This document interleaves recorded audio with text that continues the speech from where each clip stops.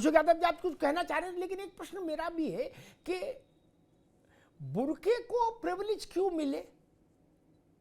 Burke का बाली महिला का आधार कार्ड और उसका चेहरा मैच क्यों नहीं होना चाहिए? तमाम ऐसी प्रक्रियाएं हैं जहां स्त्री को अपना चेहरा दिखाना पर आधार कार्ड बनवाते तो भी चेहरा वो दिखाया जाता है। बैंक में केवाईसी करवाने जाती तो चेहरा नहीं दिखाती है। पासपोर्ट में चेहरा नहीं दिखता है। एयरपोर्ट पर बिना चेहरा दिखाए पास हो सकती नहीं। चुनाव में क्यों बवाल होता? बोले है लाहौल विलाकुबत, चेहरा देख लिया, बोला गुड्डू आ जाओ धरना देंगे। क्यों? ये कहां लिखा कि चेहरा नहीं देखा जाएगा? कानून कहता है कि व्यक्ति के आधार के पहचान पत्र और उसके चेहरे की मिलान हो, वो स्त्री हो, पुरुष हो, अगड़े हो, पिछड़े हो, पीडीए हो, नॉन पीडीए हो, मुसलमान हो, हिंदू, इससे क्या फर्क पड़ता है अशोक भाई? नहीं, बिल्कुल सही बात है। आपकी बात का मैं समर्थन कर रहा हूं और ये नियम भी है कि चेहरा दिखाया जाता है। सवाल ये उठता है कहां और किसको। वहीं पे जैसे ही आपने नियम की बात किया, वहीं दूसरा सवाल खड़ा होता है कहां पर और किसको। चेहरा देखने का और आइडेंटिफाई, उनकी आइडेंटिटी चेक करने का बिल्कुल अधिकार है। वो बूथ के अंदर जो पीठासीन अधिकारी होते हैं उनके चैम्बर में, जो बूथ पे जब महिला या पुरुष जो भी वोट देने जाता है तो वहां पे महिलाओं की भी ड्यूटी रहती है, पुरुषों की भी ड्यूटी रहती है। तो वहां बूथ के अंदर आप आइडेंटिफाई करिए, कौन मना करता है। लेकिन जैसे आप पोलिंग कैंपस के अंदर अगर कोई महिला आती है और पुलिस वाला उठा के बुर्का चेक करेगा तो वो थोड़ा आपत्तिजनक बात है। अशोक जी, एक निवेदन करूं, अशोक भाई एक निवेदन करूं, एक मिनट ओपी सिंह, एक निवेदन करूं। एयरपोर्ट पर रजिया जाए, क्या शकीला जाए, सीआईएसएफ का जवान जैसे मीरा का चेहरा देखेगा वैसे ही रजिया का देखेगा, वहां आपत्ति नहीं चलती क्या? या तो चेहरा दिखाओ या वापस लौट जाओ टैक्सी करके, ऑटो करके। नहीं, वहां तो नहीं चल सकता कि हम पीडीए से हैं इसलिए हम चेहरा नहीं दिखाएंगे, नहीं चल सकता ना। अमिताभ जी देखिए, आप बहुत सीनियर पत्रकार हैं और ये बताइए कि एयरपोर्ट पर चुनाव आयोग का कोड ऑफ कंडक्ट थोड़ी लागू रहता है। वहां तो सीआईएसएफ सिक्योरिटी का कोड लगता है, सीआईएसएफ की सिक्योरिटी का कोड अलग है, वहां का रूलिंग अलग है, बूथ की रूलिंग अलग है। तो बूथ की रूलिंग का कंपैरिजन एयरपोर्ट से करेंगे और एयरपोर्ट की रूलिंग का कंपैरिजन आप बूथ से करेंगे तो मुझे नहीं लगता कि उचित होगा। तो जो बूथ का नियम जहां पे वहां पे अशोक भाई नहीं, मैंने इसलिए कहा क्योंकि सुबह मैंने ऐसे कुछ ट्वीट्स देखे जिसमें ये कहा गया कि उनके धार्मिक भावनाओं को आहत किया जा रहा है जानबूझकर। मतदान अधिकारी उनका बुर्का हटा के उनकी पहचान सुनिश्चित कर रहे हैं।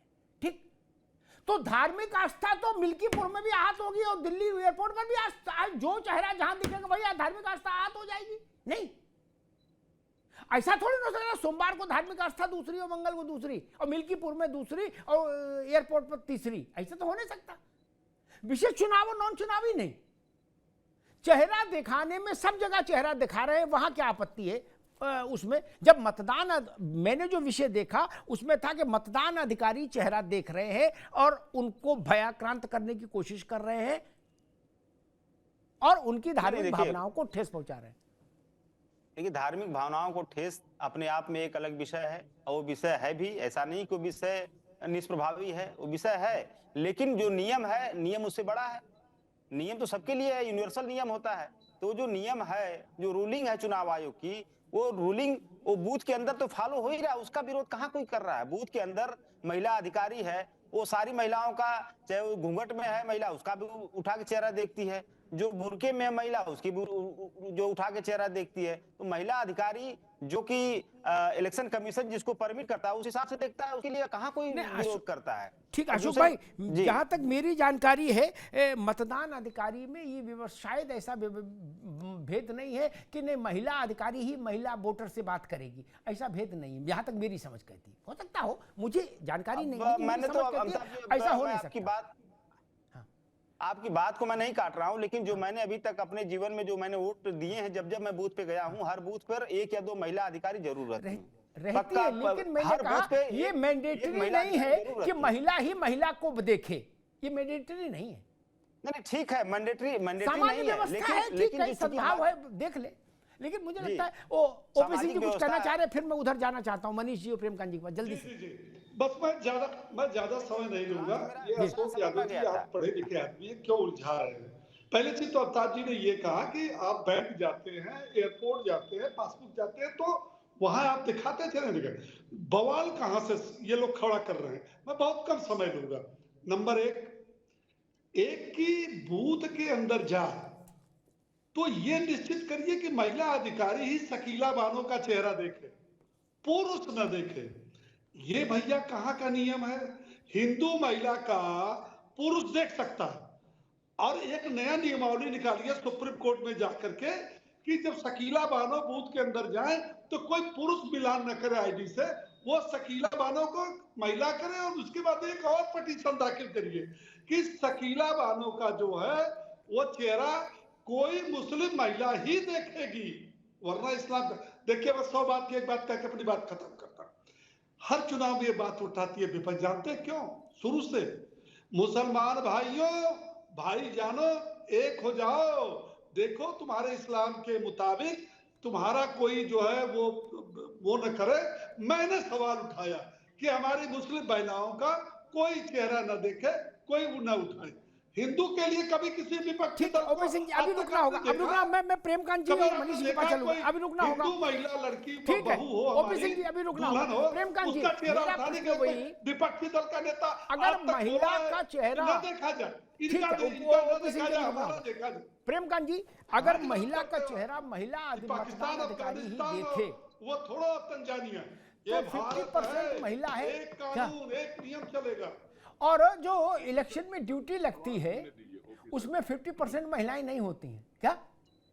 उसमें 5%, 10% मैक्सिमम महिला होती है क्या? तो बाकी महिलाओं के चेहरे कैसे देखे जाएंगे फिर? बिल्कुल।